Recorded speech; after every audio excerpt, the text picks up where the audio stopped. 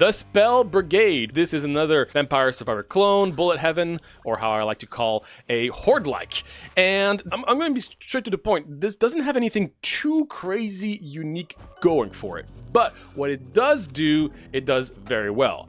While I was working on my big video essay on horde-likes, I came across this game and I just found the visuals so intriguing that I just wanted to try it out. So I've been playing for quite a few hours, and I feel like this is a game that honestly deserves more attention. So let's just jump right into it.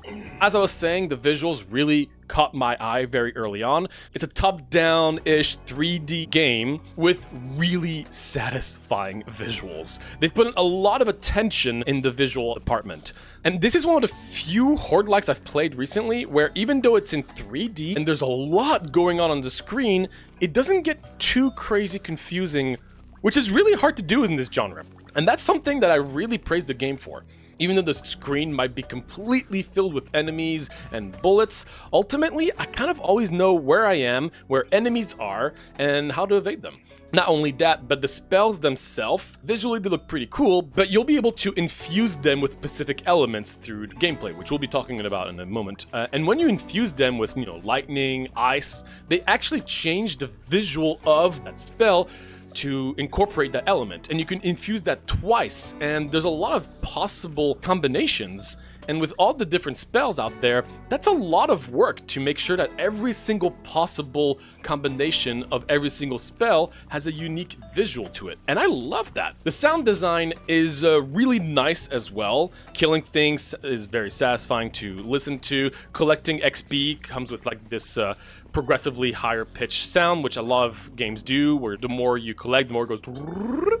It's just very satisfying. I like the initial music, but I will say that it can get very repetitive. I think the loop is pretty short, and the overall one track that the game has very short phrases. So you're constantly hearing the same thing over and over again. Even if the loop isn't necessarily actually crazy short, you're going to be hearing the same thing over and over again, if that makes sense. It's cool that there's a different layering when you get to the boss. They add more instruments to make it sound more epic. But again, I'm hoping they're going to be adding more music. And for that matter, actually, no, they are going to be adding more because they have a roadmap. This game is in early access, one thing that I should have noted earlier. And they have a lot of things they're planning on adding to the game, so that's something to keep in mind. On that note, something that's really nice about their early access is that they actually have, when you get to the menu, there is a number that counts down to the next update, which is really cool. Not many games can do that, considering that it's hard to predict when you can release updates, and it's just a nice touch. That way you can kind of know, when you want to come back to this game if you get tired of what's currently playable. All right, so let's talk gameplay. Now, once again, this is a horde-like. It is pretty straightforward. You can move around, and that's it. There's no aiming in this game, no dashing, no special ability, just movement and picking your abilities. Honestly, after having played so many horde-likes, I'm surprised. There's not many out there that just limit to movement. They're rarer these days.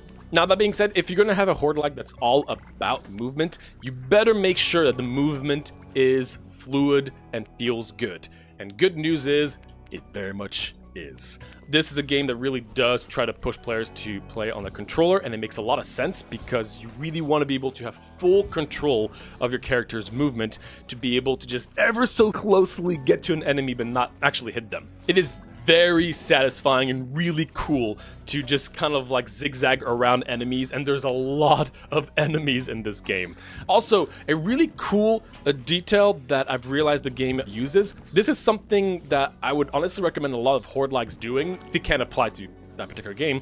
In this game, monsters slow down when they get close to you, and I think most players don't realize that. But this is a really, really cool, hidden, satisfying component that makes the player feel even cooler, even though the game is giving you a little bit of a push by making sure that enemies don't slow down a little bit once they get close to the player. Really, really nice little hidden detail that I found out.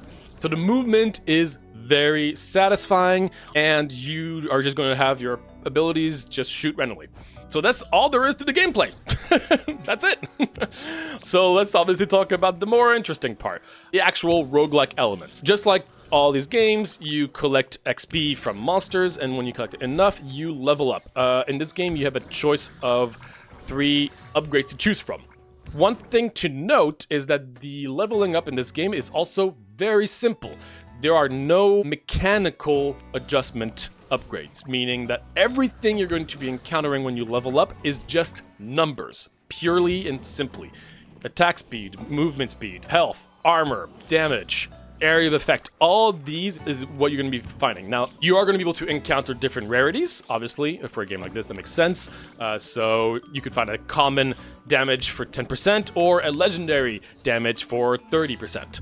There is a big factor on the luck aspect that is an actual stat. And I personally love these kinds of use of rarity for horde likes. It makes it much more exciting when you get a rarer upgrade on something that you really want. And it also makes it so that it's actually quite interesting because sometimes you're going to be given a rare upgrade, but you realize that that particular number, like armor, you don't care as much as damage, and so you might actually go for the common. So even though the upgrades are pretty straightforward in this game, there is still a lot of strategy as to what you want to pick. Now, if this was the only thing you would be encountering during a run, then it could get tiring pretty quickly. But this game sprinkles in a lot of cool little additional mechanics outside of gameplay that the player can play around with.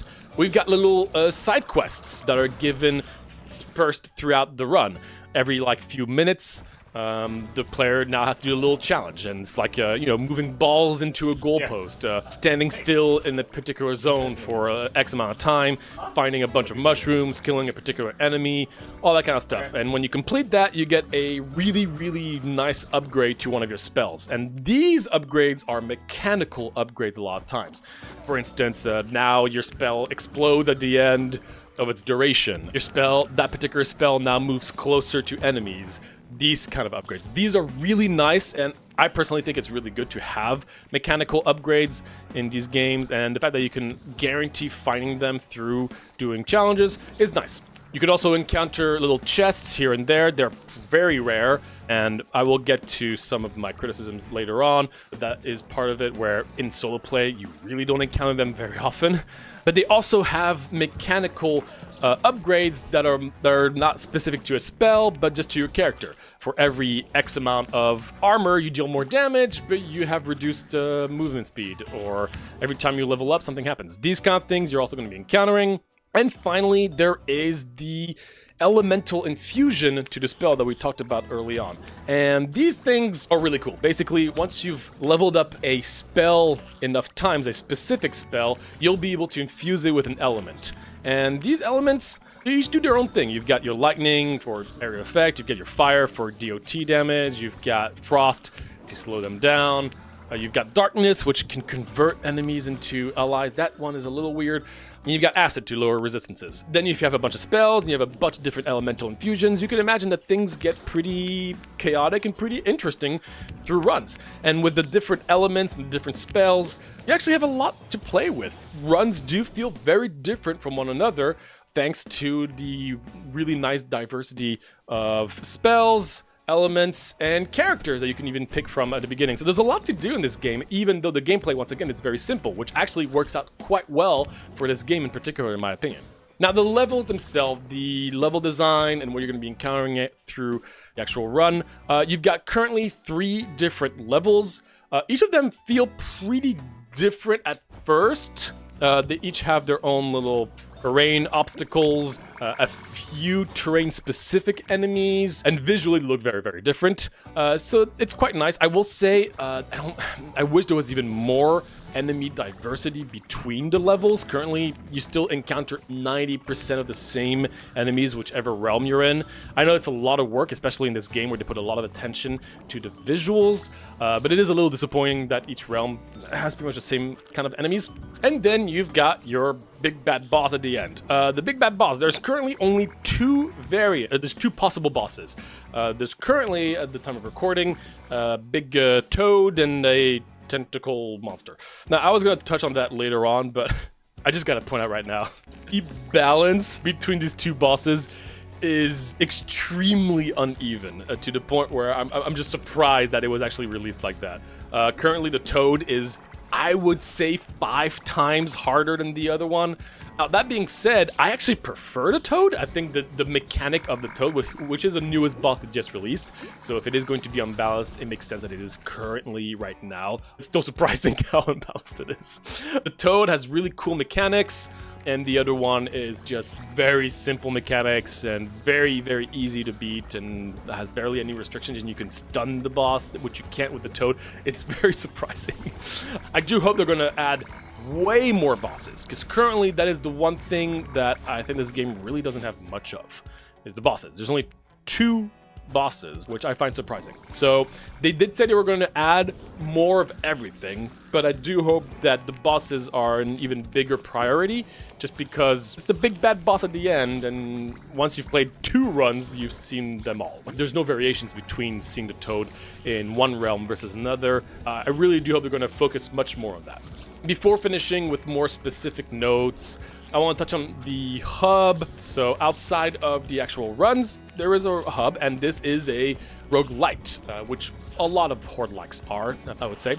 And once again, there's a lot to do in this hub. There's a lot to unlock in this game. You've got currently 14 different wizards to pick from, which they're, again, going to be adding more. Each of them can have different outfits depending on doing particular quests. You can unlock a bunch of stuff. There are so many achievements, and this is one of those games where you're going to be unlocking things through achievements and through currency separately, which I really appreciate.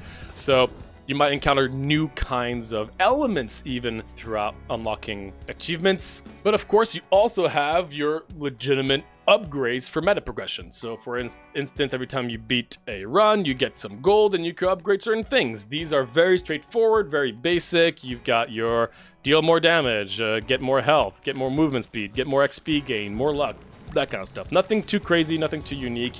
The game is simple, and that's really part of the beauty of it. And of course, there's multiplayer. Now, once again, usually I don't talk about multiplayer in these reviews, and to be clear, this review is mostly focused, actually 90% focused on single player. That being said, I did actually get the pleasure of playing this game multiplayer with a few friends. And the game really does try to push the multiplayer aspect. And for a game that really tries to push that, I will say that they do a great job at making sure that the single player experience is still well done and enjoyable and well designed. The multiplayer aspect is cool. It's really fun. One nice thing about it is that it's easy to just bring random friends to play this, because once again, it's a very simple game to understand. And I think they scale things quite well. The one biggest difference from multiplayer to single player is the friendly fire aspect. The game tries to have this cool little mechanic of having a lot of spells actually be able to deal damage to yourself and to your friends. Now, obviously when you're playing alone, projectile weapons are not going to be a problem, but area of effect kind of spells, these can hit you, and you still have to pay attention to that. But in multiplayer, any kind of spell can actually hit your friends, so it's kind of fun to have to deal with that, and that was an extra layer that I really did enjoy quite a bit. They also make sure that all the little quests that you do during the runs are going to be scaled to the number of players, and I think they did a pretty good job once again with that aspect. So now that I've touched on pretty much all the basic overview of the game, I do want to touch on more specific notes that I wrote down and feedback for the game, especially in its current state in early access.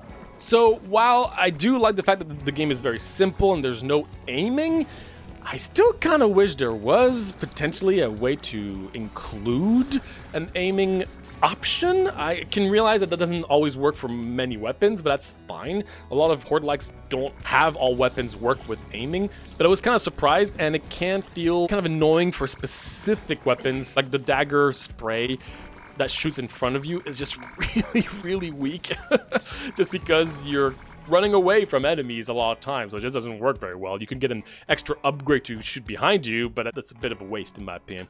So obviously, in the way the game is designed, I don't expect it to be able to do that right now, but I feel like it could have been nice to potentially have that option for specific spells, but it is still very specific. One major thing in this game currently is the balance. I do feel like there's quite a few balance issues. Now, luckily enough, there's not many balance things to talk about because there's not many mechanical upgrades.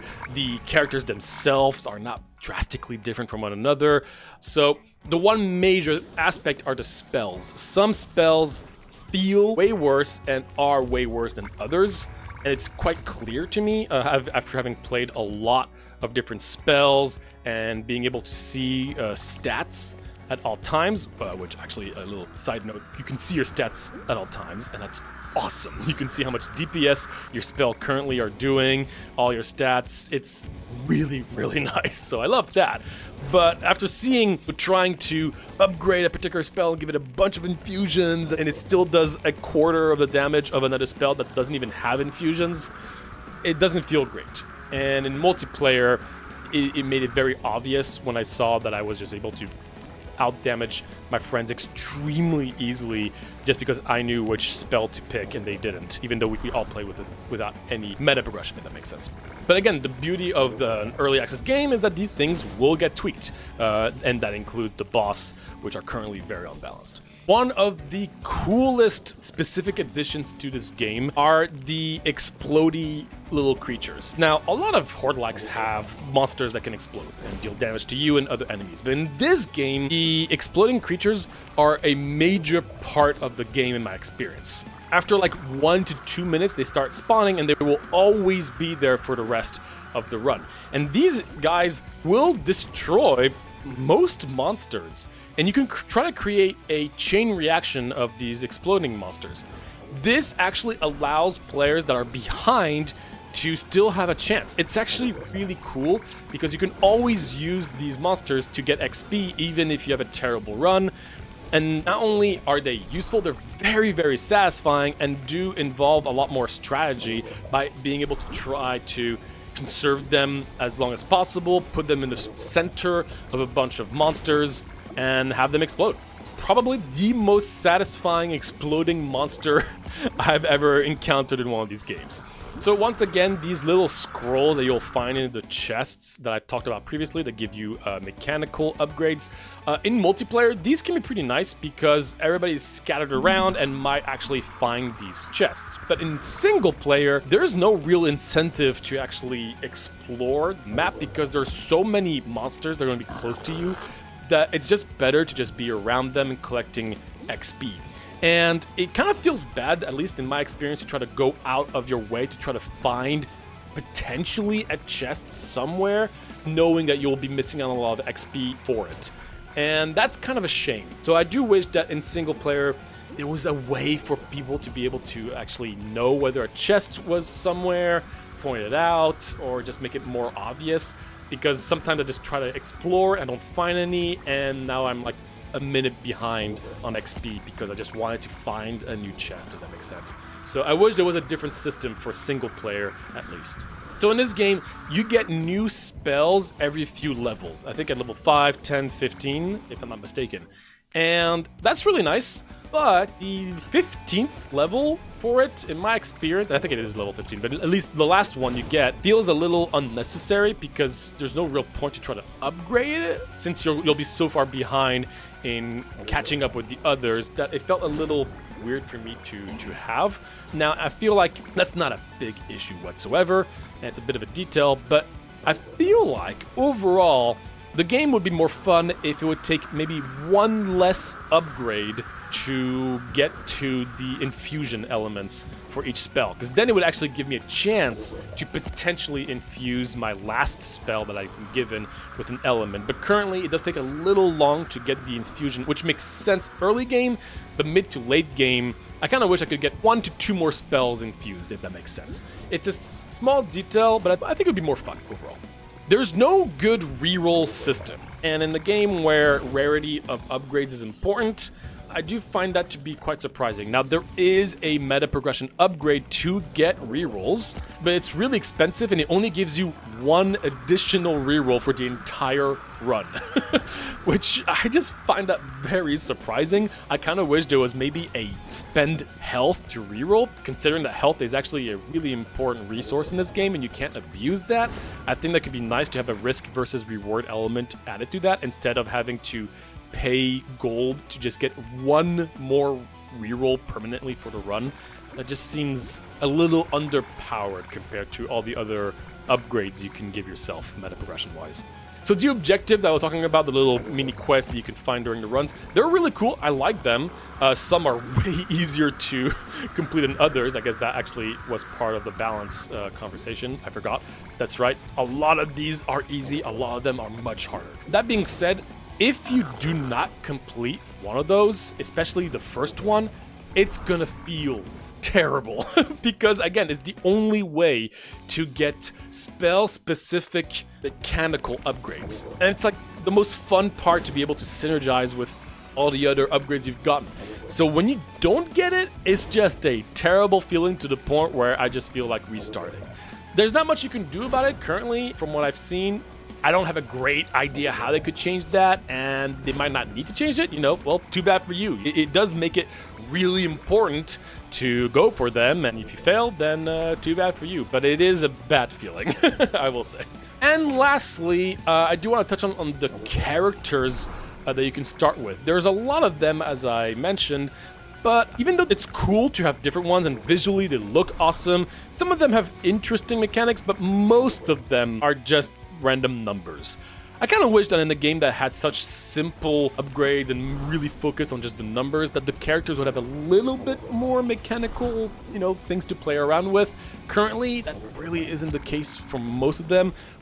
The most interesting one I would find is maybe like Cavan, who gains XP when taking damage. That's cool, because then you can actually play around with this idea. Oh, you can try to take damage yourself with your own spells. That's nice. But the other ones really are just, you know, more XP, more health regeneration, more health potions, decreased mass HP, more damage. It's like, yep, I hope they're going to get a little bit more interesting throughout the updates. But overall, that's, once again, not a huge issue that I have. All right, so in conclusion, this is a really satisfying, simple, and fun horde-like. And if you're looking for one to play with friends, honestly, this might be one of the best that I could recommend currently. While there are some balance issues, in my opinion, I'd say that overall, in this early state, this game has a lot of content and a lot of replayability already. And once again, the visuals make it very, very satisfying and enjoyable, and has a good blend of simplicity with actual strategy. Considering they're planning on adding just more characters, more spells, more levels, more bosses, more everything, depending on how much they add, this could honestly be one of my top horde likes that I've played in recent years. So if that sounds interesting to you, then check it out, because even in early access, it's a blast. And yeah, that's about it.